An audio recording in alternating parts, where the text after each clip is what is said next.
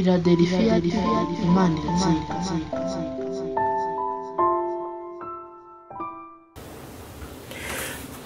Tuongeye kugaruka mbere y'ubwiza bw'Imana iki gitondo kiza tubasubuza mu izina rya Yesu Kristo. Imana ibaho umugisha. Nitwa Pasteur Serugendo Dismas, tukora umurimo w'Imana mu Itorero Pentecôte de Réveil Philadelphia. Uyu munsi turifuza ko twasangira ubutumwa bwiza bwa Yesu Kristo, ariko reka tubanze dusenga Imana. Mana urera kandi urakiranuka, tushimye neza yawe kuko ruwera. Nimba watuhaye akakanya tusengeye kwezwa no gutunganywa nawe, weze kirere, weze ijambo, weze mitima yacu, weze nabasha kutukurikira kubwo butumwa bwiza bwawe, ritugirira umumaro mu bibiye turimo, ukatushoboza ngitorero. Utwirukanye ni Satani mu izina rya Yesu Kristo. Mano tushoboje utangire natwe kandi usohozanye natwe, tugusabye tuyizeye mu izina rya Yesu, amen. Turashima Imana, Mana ko ari nziza, Mana ko ari ishobora byose, Mana ko ari ifite butwari, kuryama no kubyukana imirimo y'Imana. Iki cyumweru twatangiranye nayo, tugeze uyu munsi ni kubw'imbaraga zayo. Kuba uri muzima ntago wabura shimwe ryo gushimira Imana. Ariko tugiye kuganira kubw'ijambo ry'Imana. Iki gitondo kiza riratubwira guhamya ko ufite umucunguzi uzagukiza. Mukiranutsi agomba guhamya ko afite umukiranutsi uzamukiza. Iyi misi turimo abantu benshi bafite ibyo biringiye, ariko twebwe abakristo dufite uwo twiringiye, niwe Yesu Kristo watupfiriye ku musaraba.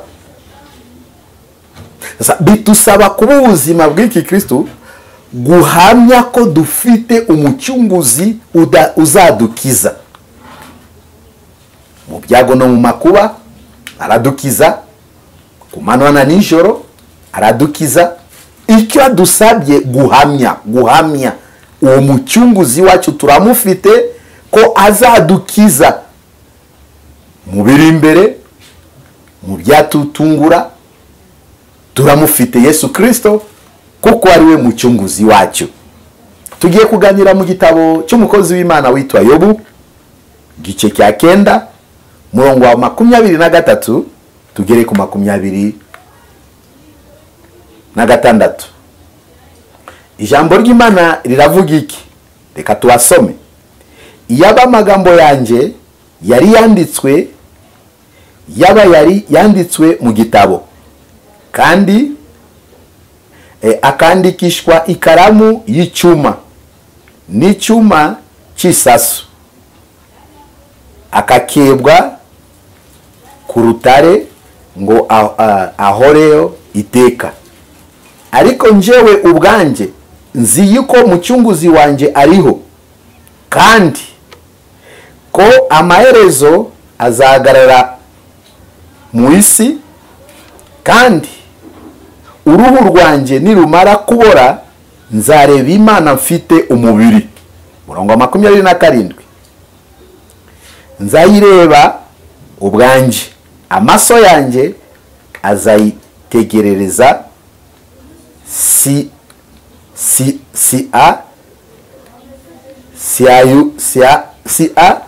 y'ubu, nuko umutima wanjye umarwa n'urukumbuzi. N'amagambo umukozi w'Imana Yobu yatwandikiye. Buryo tugenda dusoma ijambo ry'Imana nandiko rigenda rutuha ingero nziza yo kudukomeza muri urugendo, cyangwa gutuma natwe tubashe kwiga batubanjirije mu mibanire yabo n'Imana, cyangwa buryo bakoreye Imana. Ariko ari abantu bamwe baciye mu bikomeye mu gukorera kwabo Imana, ariko ntabwo bahindutse. Ari n'abantu baciye mu bibazo bitandukanye byinshi. Mundu w'Imana nimba amaze gusobanukirwa ko afite umucunguzi we uzamukiza, yihanganira bimugerageza. Kandi ijambo ry'Imana riratubwira ko nta kigeragezo twahura nayo Imana itemeye, kandi ntago yahamundu kigeragezo kiruta kwizera kwe. Yobu n'umugaragu w'Imana, tumvise buhamya bwe buryo yageragejwe n'umwanzi Satani, ariko Imana ikaba yaramwemereye. Abanje kubamo impaka hagati ya Satani n'Imana yo kuvuga ko nuko Mana ati wabonye umukiranutsi wanjye Yobu aho uvuye kuzerera ku isi. Ati namubonye, umwita mukiranutsi kubera ko wamuhaye ubutunzi. Ariko Mana yarazi, iyo niyo iyerekwa rya Satani kwa Yobu. Ariko Imana yarazi ko Yobu nuko ibyo afite byose byashira, ntabwo ashobora kwakana Imana. Nuko Yobu yahura n'ibikomeye, Imana yabonaga mutima wa Yobu ko agomba kwihanganira bimugerageza byose.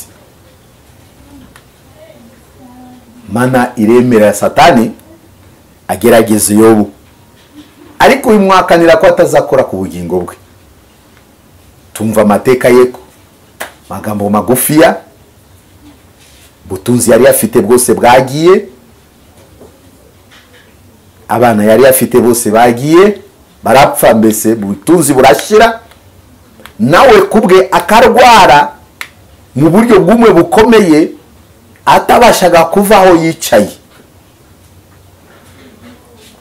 Wamusangaga wese akabona koko by'ukuri Yobu arababaye, ariko amagambo inshuti ze ari umugore we bamuzaniraga yari amagambo yo kumuca intege.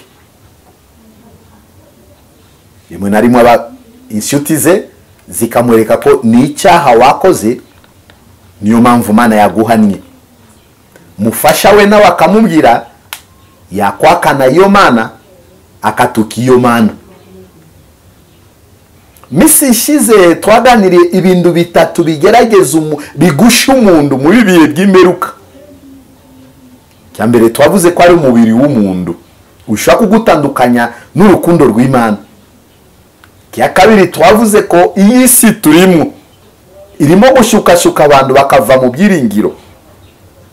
Kya gatatu twavuze mwanzi wacu Satani atuzanira ibishukanyo byinshi byatuma mu Kristo ava mu bushake bw'Imana. Ano Satani yaje kugerageza Yobu, butunzi bwe bwose burashira, arabwangiza kuko Imana yamuhaye ububasha. Abana ba Yobu bose barapfa, agera ku rwego nawe ararwara, atangira kuba mu buzima butari bwiza. Buriya biragoye umuntu watangije ubuzima bwiza kuza kurangiza nabi. Wananga Imana, wanatuka Imana, utafite izo mbaraga. Ariko Yobu yaberekaga ko ibyo yari yafite byose yabihawe n'Imana, kandi nimba Imana yatwaye, Imana yanjye ihabwa icyubahiro. Sasa usanga twebwe abakiranutsi bikigiye ntabwo dushima Imana mu gihe tuhuye n'ibibazo, ntabwo tuhamiriza Imana mu gihe tuhuye n'ibibazo. Tukunda gushima mu gihe twahawe kiza. Nabonye inzu, Mana yanjye ushimwe. Nahabwa imodoka, Mana yanjye ushimwe. Ariko igihe tuhuye n'ibikomeye benshi barakarira Imana. Ariko nasanze undi ishurirwa Dawidi yagize mu rugendo rwe cyangwa mu gihe cye, yavuze iki? Mu byago no mu makuba tuore dushima. Yobu nuko ibi bintu byose byashize, navuze ko shuti ze zikamugirira inama, iyi misi mube maso mu nama murimo kugirirwa n'abantu bitwa abakristo n'abantu bitwa abakozi b'Imana. Bamwe bafite inama zo kugusha abandi, bamwe bafite imana zo guca abandi intege, bamwe bafite inama zo kubasubiza inyuma. Inshuti za Yobu bari bazi ko Yobu ari umukiranutsi, ariko inama batangiye kumugirira niyo kwakana Imana. bakamwereka ko ni icyaha wakoze, niyo mpamvu Imana yaguhaniye. Mufasha we nawe shobora kubana n'umuntu ariko ndukamwizere, nuko ijambo ry'Imana rivuga. Yari no wawundi muryabana nawe buriri bumwe, ndukamwizere. Oriye ko mugore wa Yobu ni wagomba kumukomeza mu ibyo bihe, ariko yamwereka ngo gutuka Imana baje gushaka baraguzi cyangwa abapfumu. Ariko Yobu kuko yari ifite mutima wo gukomera mu Mana, ibyo byose ndago yabyemeye. Yaberekaga gusa ko navuye mu nda ya mama nambaye ubusa, kandi nzasubira mu nda y'isi nabyo ntacyo nazanye, kandi nzasubira ndacyo najyana. Ni Uwiteka yampaye kandi ni Uwiteka yabitwaye. Haleluya. Mwumva ko uyu muntu w'Imana yarazi uwo akorera. Yesu atushoboje natwe mu ibi bihe turimo. Iterabwoba rya Satani ni nyinshi, ari rimo kutuzunguza cyane kwa yisi turimo, gushaka kuba nka, ari kurindira gihe cyawe kiranukira Imana.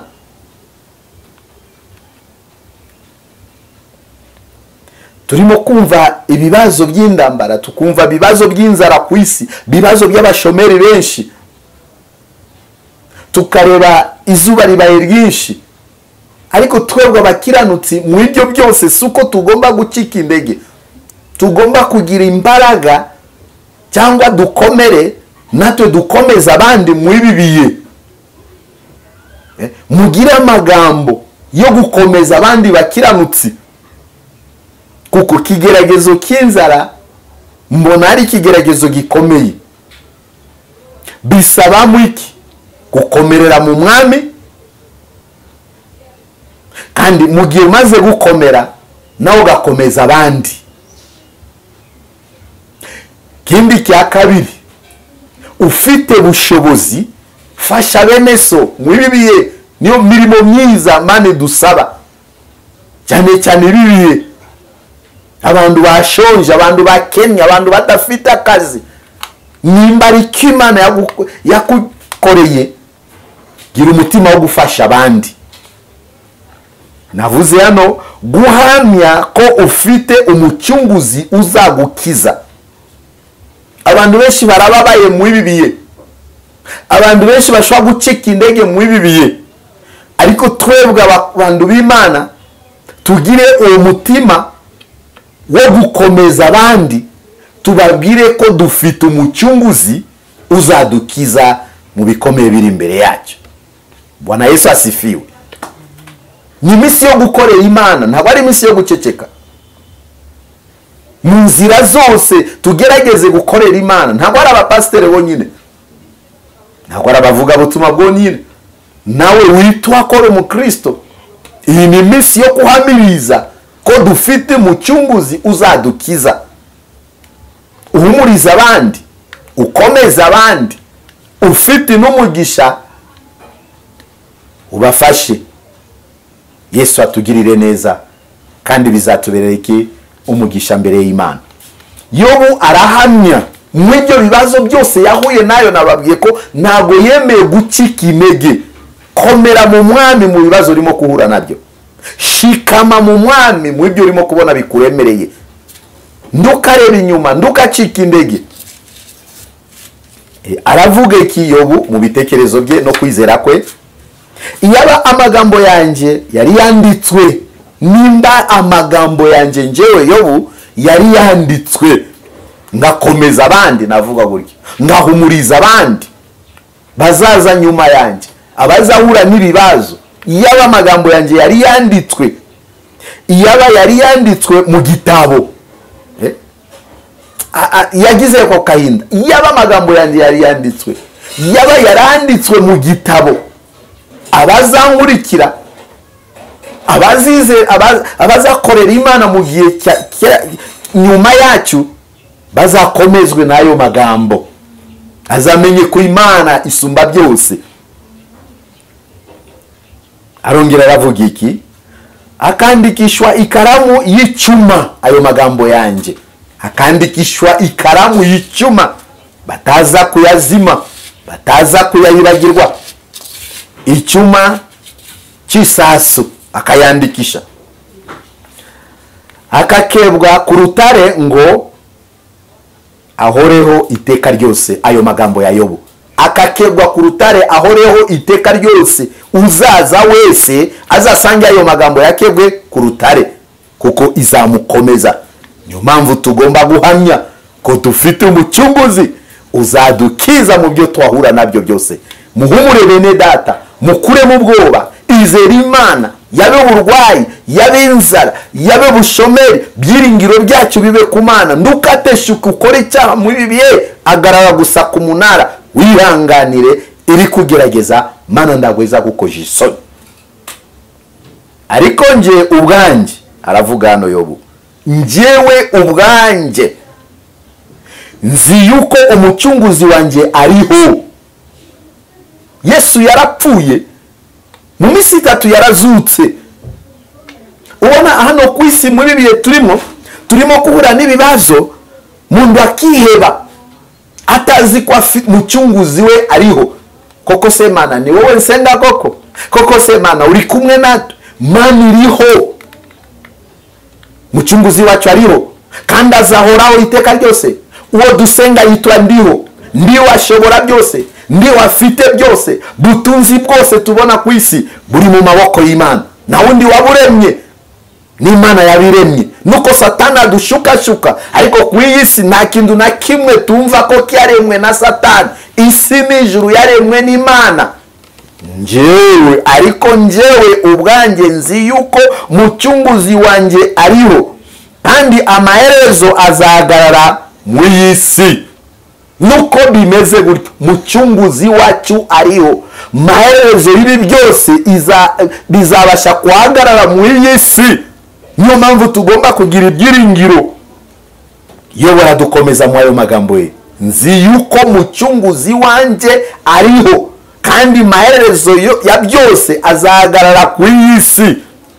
Kandi uruhu rwanjye nuko yari yababaye, nuko uruhu rwe rwari rumaze kwangirika, ariko araza kuvuga aya magambo y'ubwenge n'amagambo yo guhamya. Kandi uruhu rwanjye nirumara kubora, nzareba Imana mfite umubiri. Haleluya!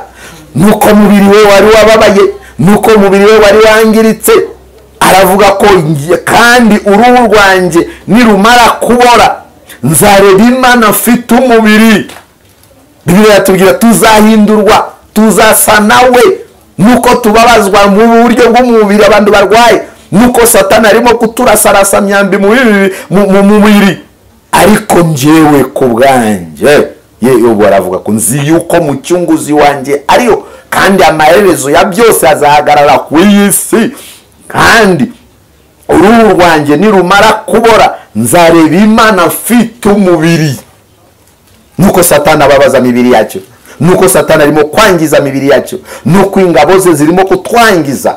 Ariko byiringiro dufite, tuzahagarara mbere y'Imana dufite undi mubiri musha, atari mubiri w'ibyaha, atari mubiri wo kurwara. Tuzahindurwa duse nawe. Komera mu Mwami, shikama mu Mwami, komeza wizeye. Yesu atushoboje kandi adukomeze bene data mu ibi bihe bya nyuma turiyo. Nzayireba ubwanjye, nta muntu uzandeberera, kubw'ibyiringiro Yobu yari afite, kuko yabonaga ko yakiranukiye Imana. Kandi ndawukiranukira Imana izamukoje isoni.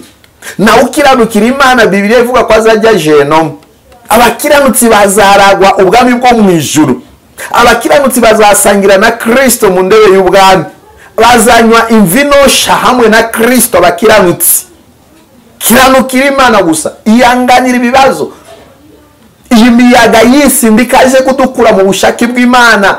Funga amatwi kumva abantu kumva amagambo y'abantu, kuko iminsi hari abantu benshi bafite amagambo ng'inshuti za Yobu. Magambo yabo ndago yagukomeza. Komera mu bibazo byawe. Nzayireba ubwanjye, amaso yanjye azayitekereza. Si Yobu, amaso yanjye azayitekereza, nuko tubabazwa ku isi, nuko twanze ku isi, nuko dusuzugurwa ku isi. Haleluya! Nzayireba ubwanjye, nzayireba. Muzi inyungu y'agakiza ni yahe? Nyungu y'agakiza twemera gusuzugurwa no guhura n'ibibazo, nuko umunsi umwe tuzabona ubugingo, amaso yacu azayirebe. Amaso yanjye azayitekereza si Ayubu. Nuko yari yababaye mu icyo gihe, ariko yabonaga ko amaso ye ntabwo ari ubu ngubu. Ari igihe mubabaro zashira, ari igihe abana b'Imana bazataha, ari igihe iherezo ry'ibibazo rizashirwaho, ari igihe Imana izavuga ko narambiwe gasuzuguro k'abadayimoni, ngomba kurengera abantu banje abihanganye bibagerageza. Yuko Yakobo aratubwira, hahirwa umuntu wese wihanganira bimugerageza, kuko namara kwemerwa azambikwa kamba ry'ubugingo, kandi iryo kamba Imana yateguriye abo abayikunda. Niyo mpamvu dukomere bakozi b'Imana, mubwiza abantu ukuri kw'ijambo, abantu tureka ibya torero rikiranukira Imana, kuko mirimo yo gukiranuka niyo Imana izatwibukirayo. Nuko umutima wanje numarwa n'urukumbuzi, ariko mfite ibyiringiro. Niyo mpamvu tukwiriye kuhamya Yesu ko ari we mwami, Yesu ko ari we ufite bisubizo by'ibibazo byose tufite hano ku isi. Atureka igihe gito tuhure n'ibibazo, atureka igihe gito tugeragezwe. Nguyu muntu w'Imana Yobu yarihanganye, ahagarara ku munara, amenya ko nuko byahombye n'Imana yabimpaye.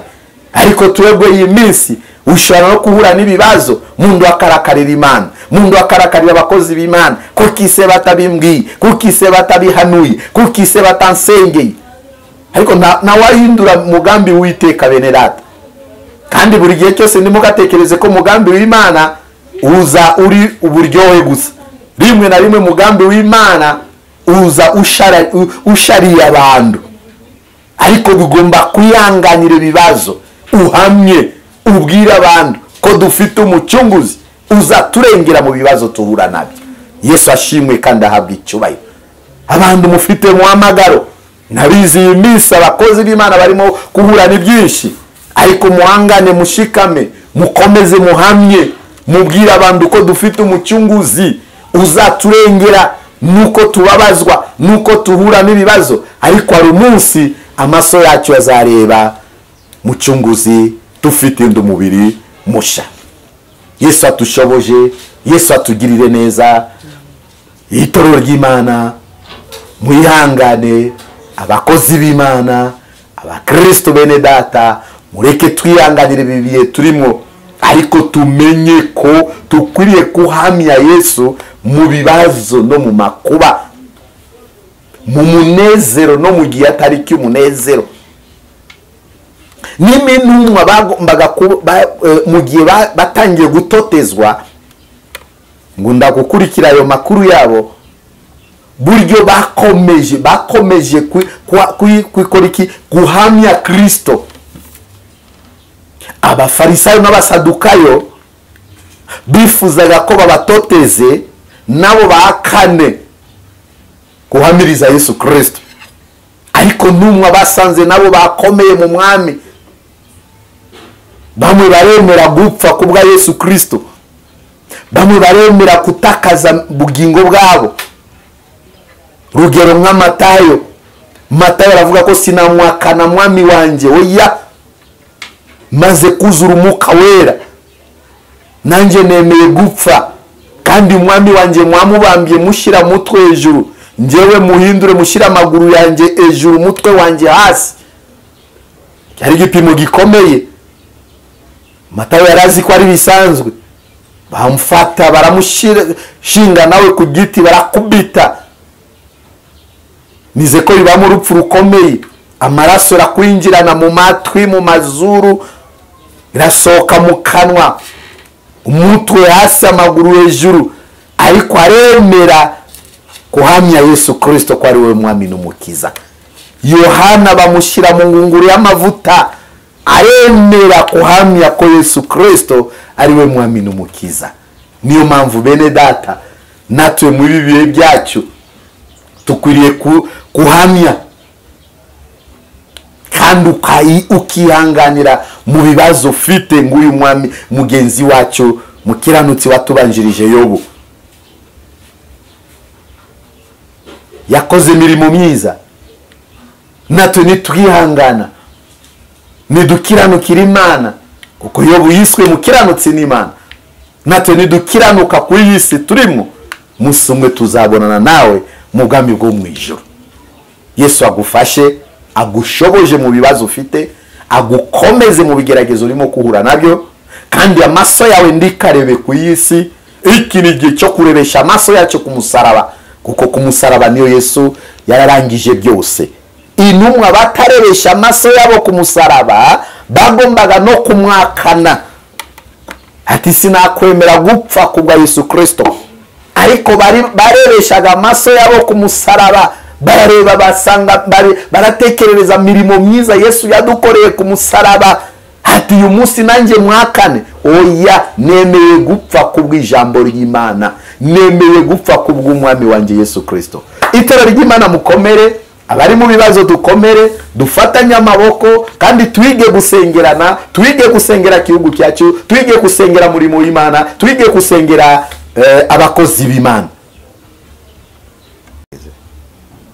Reka turangirize kuri iri jambo, Zaburi 101 murongo wa 6 tugeze ku murongo wa 7. Amaso yanjye azaba ku banyamurava bo mu gihugu. Amaso yanjye azaba ku banyamurava bo mu gihugu. Abanyamurava babandi bazi kuhamiriza Imana, bahamiriza ko bafite umucunguzi, abakiranutsi bo mu gihugu. Niyo maso y'Imana izaba kuri bo kugira ngo tubane. Mu gihe tukiranukiye Imana, tukahamiriza ko dufite umucunguzi mu gihugu cyacu, amaso y'Imana azaba kuri twe kugira ngo tubane. Tubanye n'Imana ndacyo twasaba tutabashije kukibona bene data. Ugendera mu nzira itunganye niwe uzankorera. Umuntu wese ugendera mu nzira itunganye, manera mwamiriza ko ari we uzakorera Imana. Umuntu ugendera mu nzira itunganye. Iyi misi turimo, misi y'ibyago, misi y'amakuba, misi y'amarira, misi y'ibihe by'imperuka, bitusabamo kugenda mu Mana tutunganye. Mureke ibyaha, natwe tureke ibyaha, dukiranukira Imana nkuko Yobu yari umukiranutsi, nkuko Dawidi nawe Imana iramwishimira kuko yakiranukiye Imana. Ati sindabona umuntu unezeza mutima wanjye nka Dawidi. Oh, haleluya! Yesu atushoboje natwe muri biye itureba mu iki gihugu cyacu ko turabanyamurava, ibashe kubana natwe, iturebe natwe ku mitima yacu, itwishimire nkuko yashimiraga Dawidi. Bizatubera byiza bene data. Tuzasengera abandi, Imana yumve gusenga kwacu. Tuzasengera igihugu cyacu, Imana yumve gusenga kwacu. Yesu ashimwe kandi ahabwe icyubahiro. Murongo wa 7.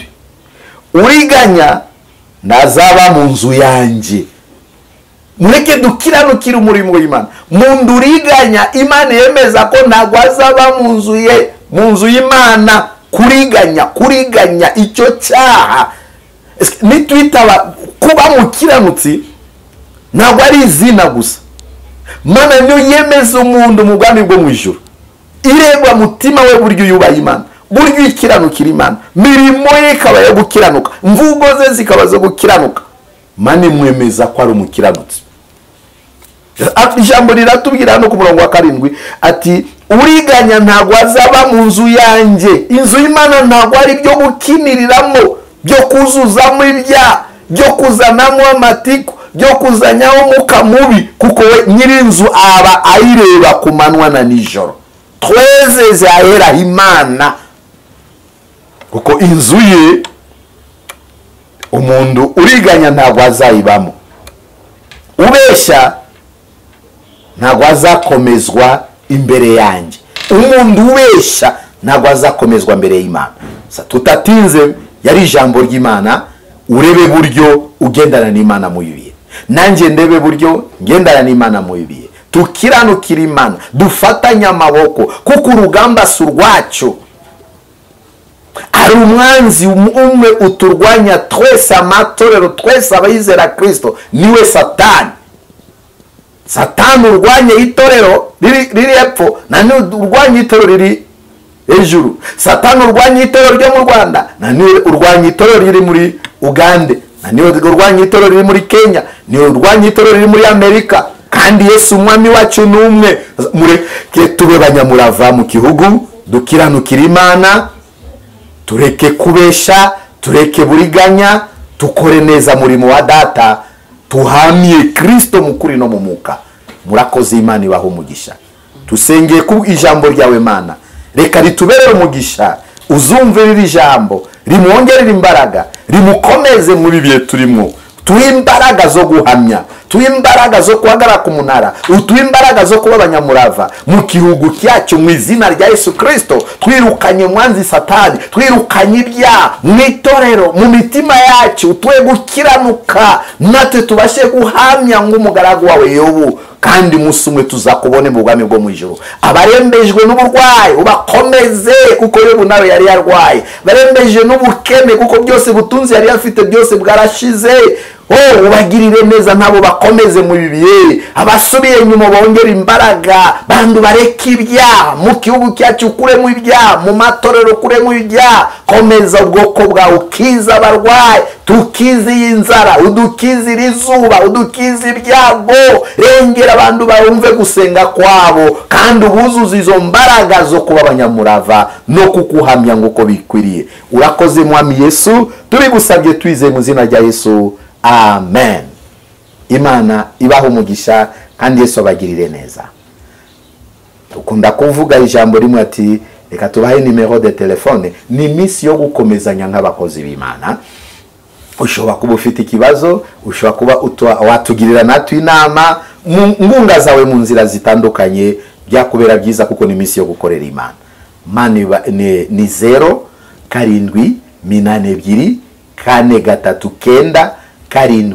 0-82-439-754.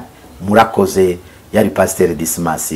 Yesu abane namwe, kandi idufashe, munsi umwe tuzahure mu bwami bwo mu ijuru.